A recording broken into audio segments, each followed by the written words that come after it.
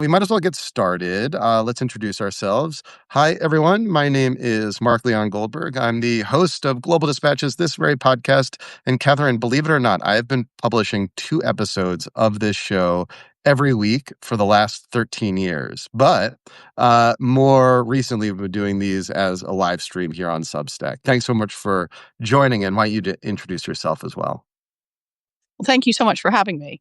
I am the bureau chief for the Washington Post for East and Southern Africa. I've been working on the continent about 20 years, with a brief hiatus in Pakistan and Afghanistan. And it's really a pleasure to be here. Thanks. And you're coming to me from Nairobi, is that right? Right, yes. So you had an absolutely brilliant article earlier this week, really over the weekend, in the Washington Post, detailing the impact of USAID cuts to Sudan, the world's largest humanitarian crisis by the numbers. So we are speaking on July 1st, which is the day that USAID officially ended. Much of what, after 64 years, USAID, as we know it, is no more. What remains of USAID programming, such as it is, has been folded into the State Department. Earlier today, The Lancet, I don't know if you saw this, published a research report showing that if these USAID cuts remain in effect over the next 5 years, it would result in an excess of 14 million deaths, about a third of which would be from children. Your brilliant piece in the Washington Post kind of puts a human face on the impact of these cuts. And I wanted to start our conversation where you start your piece, with a story of Omran. Is that how you pronounce his name, Omran? It is, yeah. And just take it from there. Well, I mean, we stumbled on this completely by accident. And I have to say, I was a bit worried going to Sudan because it can be quite difficult sometimes to move around or get permissions to do things, that we would find it hard to tell the story of these impacts. But unfortunately, these stories were everywhere you looked. And we had gone to this village clinic to talk to the doctor there because they had been due to receive medicine, and things like solar panels to keep vaccines for children cool, other aid like that from the International Rescue Committee. And when we were talking to the doctor, I asked her about preventable deaths, people who had died who might have been able to have been saved if she had received this equipment and medicine. And she said, "Oh, well, they're actually burying somebody right next door right now." So I said, "Oh, well, I'm so sorry to hear that. Who is he?" She said, "Oh, it's a little boy. It's a little boy who came in. His mom was looking for medicine. He had a chest infection, which is quite common with small children. She said, if I had antibiotics, I probably could have helped them. I was supposed to get those antibiotics. But after you finished talking to me, why don't you go over and see, talk to his mother?" So we did. And we walked into this courtyard where there was a lot of women, crying, praying, sitting with his mother, rubbing her on the back. And the thing that really struck me is, in this sea of grief-stricken women, there was one little boy running around with a lollipop, laughing and playing. And that was the twin brother of the boy who died. And he didn't know his brother was dead because his mother couldn't bear to tell him. And she said, "Yeah, one day I'll just tell him that his brother went to paradise. But for now, I'm going to keep telling him that he's in the hospital and that he's going to come home soon." And I mean, the mother tried her best to get what apparently is just like very basic medicine that was just completely inaccessible. Yes, it's so unfortunate. I mean, the Sudanese healthcare system has been devastated by this war. There's been so many attacks on hospitals, attacks on aid workers, areas that have been cut off by fighting. So people desperately need these primary healthcare clinics. A lot of the time they can't travel to other areas because of insecurity.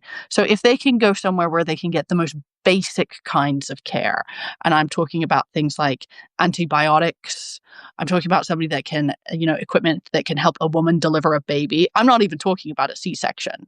I'm just talking about basic things that have been used for years and can save a lot of lives. Things like vaccines, for example. That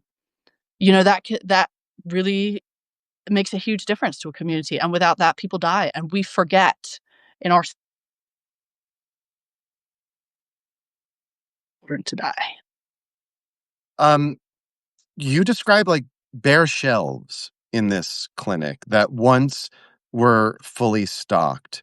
Like, what do we know about what happened to those medicines? And you say this particular clinic's is supposed to serve like 64,000 people, and used to have like a robust warehouse, even in the midst of this conflict. What happened to those medicines? So it never really had a robust warehouse, I would say. Okay. I did ask the doctor, when I went there, can I see your pharmacy? Because they had several rooms in this. And she laughed and she said, "You're sitting right in front of it." And she pointed to a filing cabinet, just a bare filing cabinet. And there was like less than one shelf of medicines there. There was like a box and a half of oral rehydration salts, which is not much in the middle of a cholera epidemic. There was a couple of like broad spectrum antibiotics, not the right one to treat Omran. Um, Gosh, what else was there? Couple of face masks. That was about it, to be honest. I mean, my personal cupboard upstairs in my bathroom is better stocked with medicines than this clinic serving 64,000 people. And you write that they were due to have received a bunch of medicines, but because of the shuttering and the freeze of U.S. foreign aid, that medicine never came. Is that right? Unfortunately, yeah, due to receive them at the beginning of the year, but then the stop work order came, everything shut down. Then I forget, the project was like said it was going to be reactivated, then it was terminated, then it was partially reactivated. Then everybody who had been able to distribute the money had been fired. So it was just complete chaos. It's not easy to move medicine into a war zone. It's not easy once you've moved it in there to get the permissions that you need, perhaps to take it across front lines or to get um, the equipment that you need. It's such a difficult operating environment in Sudan. So the fact that they had done all these things that have taken so much work and everything was about to be delivered and cut off. And then people just, they'd been dying before, they continued to die, but they didn't have to. Um, in your piece, you also tell the story of some of Sudan's emergency response rooms. Now, by way of background, in April 2023, as the civil war erupted, principally as a conflict between two warring generals, a civil society movement that had formed prior to the civil war, that was broadly a pro-democracy civil society movement, quickly established what they called emergency response rooms, which were kind of very local responses to local humanitarian needs. These could be everything from like local soup kitchens to like daycare centers. These kind of sprang up throughout the country. And, I've had representatives of these emergency response rooms on the podcast before. And what I find so remarkable about them is not only are they kind of delivering local aid according to local needs, but they also have this kind of national bureaucratic structure that, as these two rival generals are kind of tearing the country apart, this kind of rival bureaucratic humanitarian aid structure that's very locally driven is one thing that's still kind of cohering the country. Yet these emergency response rooms, which again are mostly like soup kitchens around the country, received most of their funds from USAID, and that's all been cut off. Unfortunately, yes. So last year they received 77% of their funds Mhm. from US and the rest from a variety of sources. Which was like about $17 million, right? We're not talking about huge sums of money in like a budgetary sense. Yeah, I think it was maybe like $12 million or 12 something. million, okay.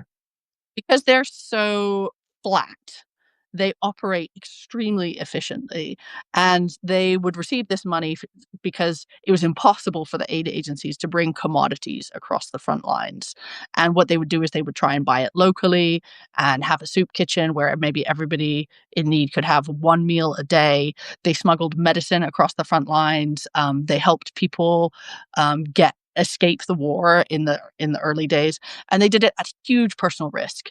Everybody who works for the emergency response rooms knows somebody who's been tortured, who's been killed, who's been kidnapped. Because they crossed the front lines, people often consider them spies. The military is suspicious of them because of their pro-democracy history. The RSF is suspicious of them. The And the RSF is the paramilitary that is probably committing a genocide out in Western Sudan, in Darfur, just for people's reference, the rival to the army as in the Civil War. But go ahead. You have the military and the paramilitary fighting each other, and then Yeah. all these people in the middle, especially the emergency response rooms. I mean, the guy that I met on this occasion, I met several, but I met a gentleman called Momin who had been arrested 40 times, more than 40 times during pro democracy demonstrations, shot in the arm. This arm was partially paralyzed, had chemical burns on this side from the spray that they would spray to try to break up demonstrations, which is like really concentrated form of tear gas. Um, and his wife had been arrested multiple times. And he got up at 5 a.m. every morning and rode through the neighborhood, giving out chlorine tabs and leaflets about cholera to all the tea ladies, everybody gathered around a communal well. And he was really trying hard to keep this deadly disease out of his neighborhood. And he had 10 other volunteers doing it. And when people say things like, well, what are the Sudanese doing to help their own country? It's like, you know what they're doing? They're doing this. They're getting Mhm. arrested, tortured, they're getting killed. They're getting up to ride around on bicycles to give out medicine because they don't have anything else. Then we took their money away. We took most of their money away. They're still doing it. They're still raising funds from the diaspora. It's just taking them longer. They can do less. They can help less people. But they were doing a tremendous job. And they were keeping many millions of people alive.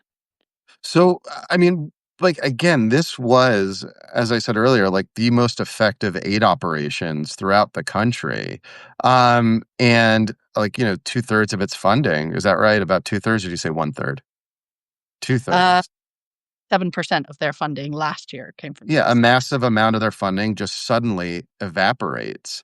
Like from the like emergency response room people that you're talking to, like what impact is this having right now? So people began to die immediately because the soup kitchen shut down. There was no money to buy commodities. And I met several women who'd lost children as a result of this. I met one woman who'd lost two children. Her daughter had died first, who was about 18 months old. She went pretty quietly because she couldn't really speak and she didn't really have the energy to cry. That was a couple weeks after the soup kitchen shut down. And then her son died, who was 3, who, loved to play with his brothers and talked about getting a bicycle when he was big, just like other little boys. And this woman had to sit there and watch them starve to death because she had nothing to give them. And none of her neighbors had anything to give them. Children were dying all around her in that neighborhood. There's like 10 children that she knew that died. There's nobody you could ask for anything. There's no way to get anything.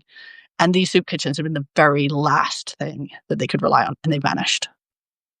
So as hunger increases, particularly child malnutrition, one of the more kind of complicated issues with child nutrition when they're suffering from like as kind of severe acute malnutrition is you can't just like give them food. You have to give them specialty foods. One of these specialty foods is called plumpy nut, and it's manufactured in Rhode Island. And I mean, I've known about plumpy nut for years and years covering these issues. I didn't realize just how dire a strait the company that manufactures this plumpy nut is in until I read your article. Can you just explain like what's going on with like plumpy nut supplies and the role that that particular intervention plays in preventing excess childhood deaths? Absolutely. So this is what you give to children when they are starving. It's a fortified peanut paste with lots of extra calories and nutrients, and you can just squeeze it out of the pouch directly into their mouths. It's sweet, so they like to eat it, and it's made in America by Americans using peanuts from American farmers. There's a lot of people who are employed up and down the supply chain here, but the contract to ship this paste was cut during the stop freeze, the stop work order, and so suddenly the woman who ran this factory at Odysseus Nutrition, her name is Navin. suddenly had these boxes piling up in her warehouse that she couldn't ship. She's surrounded by this emergency food paste, nearly 200,000 boxes of it. And in the meantime, it's supposed to have gone to Sudan, where children are literally dying on the streets because they can't get this stuff. And that contract was one of the ones that were stopped. Just recently, just now, at the beginning of this month, they began shipping it out. It will still take a long time to ship it all out, and people will have died because that was stopped. That is 100% true, that children died because they didn't get, the things that they needed. Now, there hasn't been what we call like a pipeline break, but there has been areas that weren't able to be accessed because of fighting, insecurity. Sometimes hard to move this stuff against the front, across the front lines. Gets looted, and now she's got like more boxes piling up there that are supposed to go to other war zones. Nobody knows what's going to happen to that, and then she hasn't got any orders at all for the next financial year. So nobody knows what's going to happen to this factory, to the Americans who are employed there. This was a woman who set up a profitable American business, taking products from American farmers to treat starving children all over the world. And suddenly, it's all up in the air. Nobody knows what's going to happen to it or if it can even survive. I mean, to me, it's the suddenness and swiftness of these cuts that is so deeply unnecessary. Say you were to make some cuts, you could do so in a way that's sort of measured and deliberate. It was the sudden swiftness of this that, puts like the Plumpy Nut Company in dire straits. Again, like an American company that say like warehouses of this emergency food is just piling up and not getting to where it needs. And that to me is just such an ultimate tragedy here. Yeah, it's desperately sad. It's desperately sad that this company is being destroyed and that people are losing their jobs, and it's desperately sad that many children are going to die all over the world because this is happening. Um, because people didn't care to understand the system before they destroyed it. So, again, this happened so quickly. I'm wondering if in your reporting in Sudan, you are seeing evidence at all of other donors, other donor countries stepping up in a way that at least blunts some of the impact of the sudden and swift withdrawal of American aid. Are you seeing anything to that end? No, unfortunately not. Many European countries, including the United Kingdom, France, other countries like Canada, have also cut their foreign aid budgets following the US lead. There is no chance that Russia will do it. Russia doesn't do humanitarian aid. China prefers to do commercial loans. And just for sheer size, nobody could match the size of the American donations. And also, there's no time to pivot. When something disappears overnight, you can't just plug that hole of millions of dollars immediately. Um, I would say that the US government did come to understand the life saving nature of some programs and try to turn them back on. But this is not a tap that you turn on and off. This is a very complicated machine. Things have to be shipped in a by a certain time. People have to be able to put invoices in and have them paid. And once that machinery was destroyed, um, it was extremely difficult to turn programs back on. So, I mean, looking ahead, I mean, Sudan is still in this midst of a devastating civil war with no end in sight. It was prior to the cutoff of American aid, the largest humanitarian crisis in the world by the numbers. What sort of compounding impact on Sudanese society and potentially even the trajectory of the conflict do you see stemming from like just what apparently will be a staggering number of excess deaths in the coming weeks and months and years ahead? We talk about the excess deaths, and those themselves, as you say, are a staggering number. But there's also so many more people affected. They are going to run out of kits to help rape victims not get HIV or get pregnant. They are going to run out of the ability to help mothers give birth. They're closing down the supports to the main refugee hospital down in the south. Um, you're going to have a bunch of orphans' children whose mothers are going to die giving birth. Who is going to make sure that those children go to school? Who is going to make sure that they are fed? We are going to have, a generation of people growing up with their lives substantially worse than they could have been. And things are already pretty bad up here. We've got the highest amount of conflict since the end of World War II. We have a record number of people displaced globally by conflict, by natural disasters. And that is only going to rise, unfortunately.